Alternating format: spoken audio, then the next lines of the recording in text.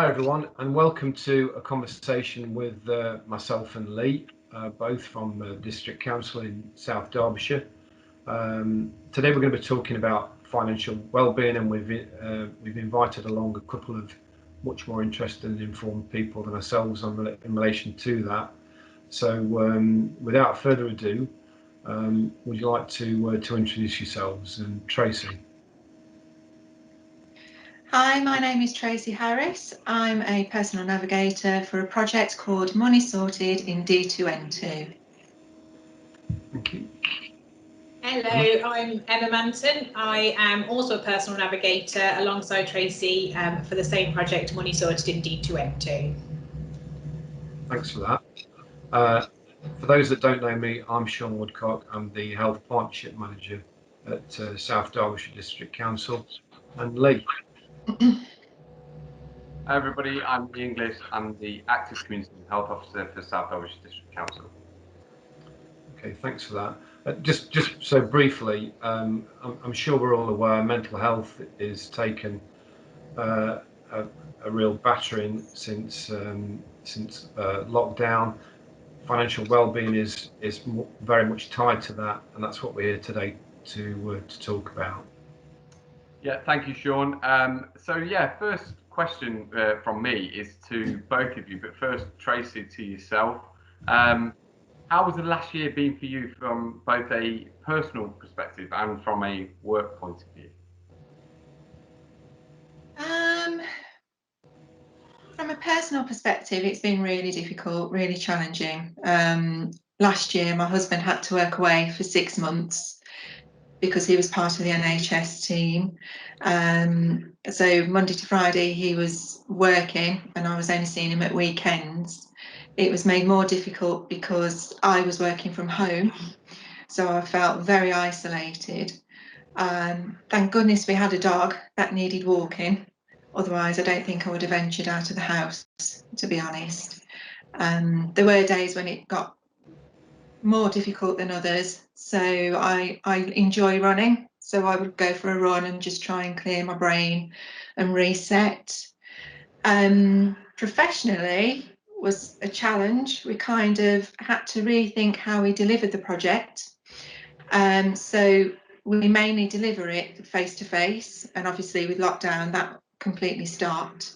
So we then started to deliver remotely and speak to our participants either by phone, text, email.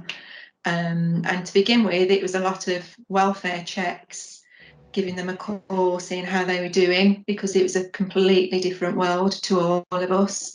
And because some of them were shielding, we would at times be the only people they would speak to that day or that week. From an organisation point of view, we had to learn a lot of new technology quite quickly. So we had to learn about Zoom and Teams, which I've never used before. I didn't even know how to spell the word furlough before COVID. So there was a lot of stuff to take on board in a short space of time. But Citizens Advice Mid Mercia, where we're based, were so supportive and have been brilliant throughout. And yeah, we kind of got there and we're doing all right now. Brilliant. Thank you for being so open and honest, Tracy. It's not easy to share those personal situations, but yeah, thank you. And the same question to Emma. Personally, it was a roller coaster. It would depend on the day you asked me. I wasn't with this position at the time. I had a different job of which I was furloughed in to look after both my children, who were 3 and 2 at the time. So depending on their mood, depending on the day, depending on how I felt, definitely had its challenges to try and keep them entertained, to get them to understand why they couldn't see family. It had its challenges, but in the same respect, we actually spent quite a lot of time together as a family, which we didn't get to do beforehand as much. Professionally, I was in a completely different career at this point. Part furlough, so trying to still work around the kids, which has become quite normal now, actually. But no, professionally, it led me to take the next step and join this position. So some goods came from it. Good. It's nice to hear some silver linings in what's been a really difficult year for so many. So thank you both. Okay. So Tracy, do you want to tell us then a little bit more about yours and Emma's roles and what it is you actually do in relation to the project you're running? Yes, so the project is a holistic approach towards participants who want to take control of their finances, tackle any money worries that they may have, and feel confident about dealing with financial issues that may happen in the future.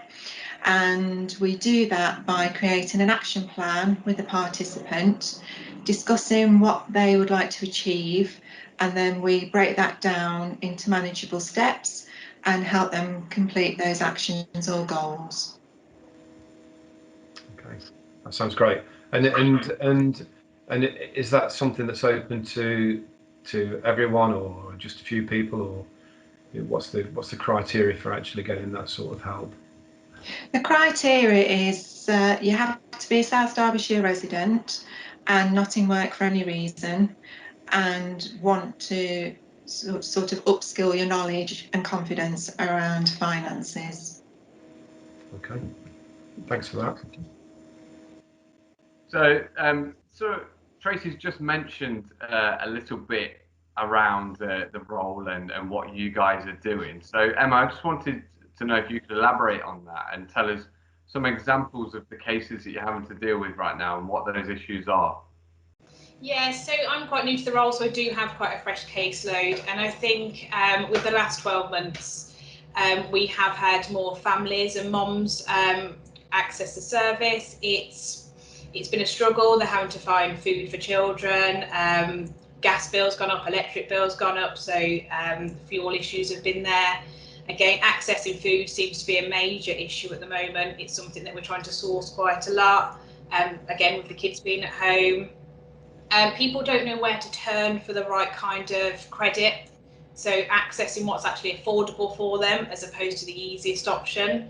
And then there's the other scale of people that have just came out of work are trying to adapt to the new income drop of dropping to a universal credit, and don't know how to budget on that quite a large drop, and need to reevaluate their outgoings and their priority debts as opposed to non-priority. And sometimes what seems to be priority at the time isn't always the priority debt. So there's a lot of education involved in making sure people know how to manage their finances. I think it's just interesting, just having a brief chat about this sort of thing, about the people that have been impacted, and I think you just touched on it there, Emma, the ever increasing number of people that may be being attracted to the really undesirable side of money lending, the loan sharks and the people who are totally set up illegally, and I suppose that would be a plea from us all, really, that if anyone is moving towards that sort of situation, that they don't just put up with that. They don't look upon that as acceptable, and they look upon the likes of you people as a means of a way out there in terms of being able to offer that advice. I think that's a fantastic thing that you're doing there, really, from a personal point of view. Thank you. So Tracy, we've obviously had a good chat there about what you provide, etc. So how would people be able to access that service? So people can access us by either emailing us or giving us a call for an informal chat. They can self-refer, or with their permission, they can ask other people to refer on their behalf. So whether that's a local agency they're working with or a friend, perhaps they're feeling a bit shy about approaching us themselves directly, then that's absolutely fine. Thank you for sharing all of this information. And just one final thing and one final question to round off this interview or conversation that we're having. And it's for anybody out there listening, if they're experiencing any financial difficulties, can you give them some key things or advice that people should be following? Over to you first, Tracy, please. I would say don't be afraid to ask for help. Some people may be embarrassed by doing that, but it's one of the strongest things that you can do. And secondly, don't ignore the money issue. The longer you leave it, the more difficult it can be to resolve. Thank you, Tracy. And the same question to Emma. Just a couple of things that you would advise people. So for me, the first thing would be to look at a budget. If you've had a change of finances, financial circumstance, create that budget so you know what's coming in, you know what's going out, and you know how to prioritise your payments. And then the second thing would be to seek some help. So speak to your local citizens advice. There is local support out there, which you may not know. Starting the role recently, there's loads that I've learnt about from local support. So talk about it and see what support you can get. So just to close then, really, it's a big thank you from myself and Lee to the two of you. It follows a theme that we've been trying to progress in the council and the community, that if anyone is suffering from anything in particular, be it mental health issues, be it financial well-being, don't keep those issues to yourself unless you particularly want to. There is help and support out there.